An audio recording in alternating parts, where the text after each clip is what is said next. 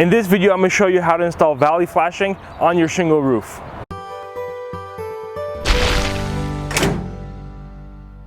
Valley flashings, or the open valley, is a great way to waterproof your valley. You can see here's the valley flashings that we use. It's called a W valley, is a correct term. It's 24 inches wide, which is California code. Some people do use 18, but 18 is not recommended, does not meet manufacturer specifications, and does not meet California building code. So what this valley allows us to do is install the shingles, leaving a proper gap. It allows the water to come, hit this ridge right here, and flow down the roof just the way we want it to. Valley flashings come in 4 different finishes. They come in the charcoal finish right here, which is a dark gray. They come in a brown, a white, as well as a galvanized finish. There's other custom valleys available like copper and other materials like that, but generally one of these 3 pre-finished valleys is what we recommend. These will last over 50 years, so they'll outlast your roof and keep your roof waterproof for years to come. All right, we're ready to start installing our valley metal. Now, before we installing our valley, we want to have our underlayment installed. You can watch in our previous videos, we have our ice and water shield installed already underneath our underlayment. So we've got our ice and water shield directly on the deck. We've got our drip hedge installed. We've got our underlayment on top of that. We're going to install our starter shingle, then install the first row of shingles essentially right here. Now, I'm not going to nail this for right now. We'll go ahead and nail this later. Then we want to place our valley, and we want to come out about 2 or 3 inches. Now, depending on where you are and how you want the water to flow. In this case, I want the water to flow out instead of going in underneath my undershot, so I would prefer to have it out about 3 inches. Now we can mark the top of the valley, get it cut prior to installing.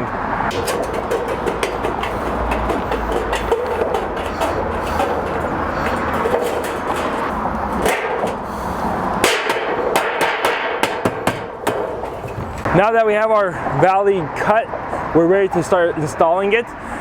So we want to align it to where we need in the bottom. In order to install it, we're going to be using a nail gun with electro-dipped galvanized nails, same nails that you would use to install your shingles.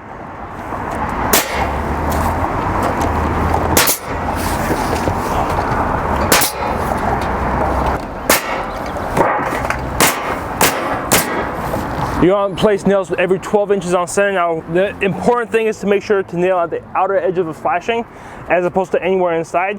You want to leave the flashing as a nail-free zone. So you want to minimize the amount of nails that you have here so that any water that gets up here has no chance of coming and dripping through a nail hole. Now that we have our valley installed, we're going to be installing our first piece of shingle. Now, we do this a little bit differently, and this is a technique that we like to use. We believe it just gives us a lot cleaner of a look, and our finished product is nice and neat. What we do is install a shingle vertically with the valley. Now, first thing we want to make sure is install or leave enough of a gap between the W valley and the edge of the shingle. Anywhere from 1.5 inches to 3 inches is totally fine. If you have a smaller valley, 1.5 inches is sufficient. If you have a long run, 20-30 foot run, you want to use a wider gap in order to allow for proper drainage. Just like other concepts in roofing and shingle roof installation, this channel right here is going to allow the water to freely flow and it'll minimize debris buildup, so you won't have leaves or things clogging up the valley. It's a nice clean metal channel for the water to flow down freely. So we want to measure it and make sure that this opening is straight. For this demonstration, we're going to be using 3-inch reveal. Now, a chalk line is definitely useful on a long valley to ensure that you have a straight run.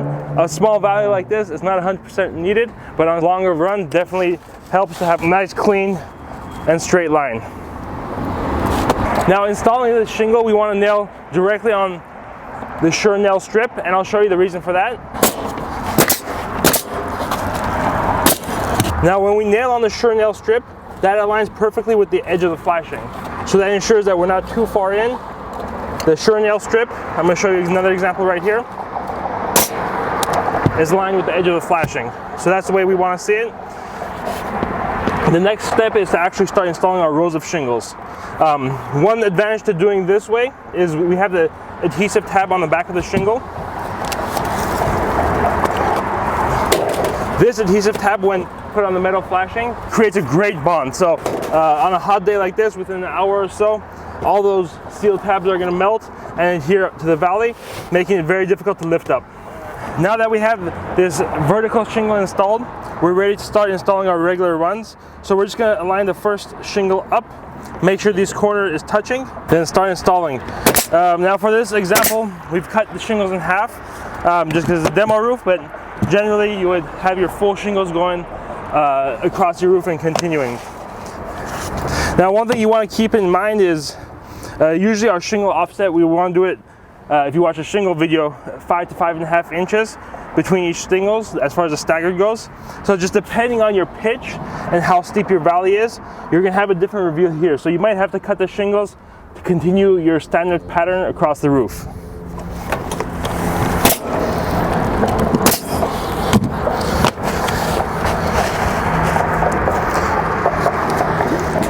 Now one thing you want to keep in mind is you want to minimize the nails in the valley.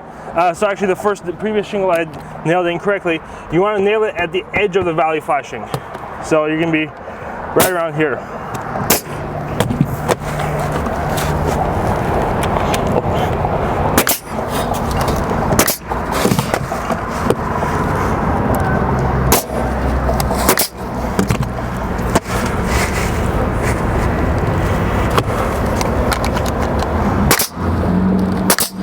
So there you have it. You can see here we've got a nice clean line. It makes our job as installers faster because we're not cutting the shingles, and however clean you try to cut it or however straight, you never get a perfectly clean straight line as you would in this installation method. Alright, now the same thing that we completed on this side, installing the vertical shingle, then continuing with the horizontal shingles, we're going to do on this side of the valley and wrap it up.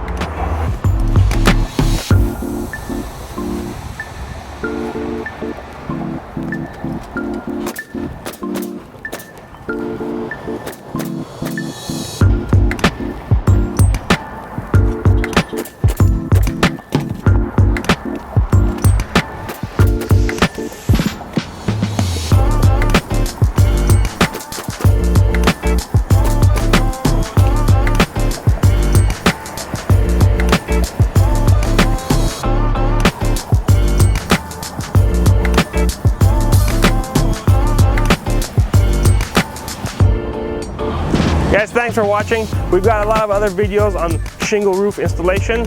If we're missing something, let us know. We'd love to show you how to properly do the things that you want to do. Like, subscribe, and again, if you have any questions, let us know below.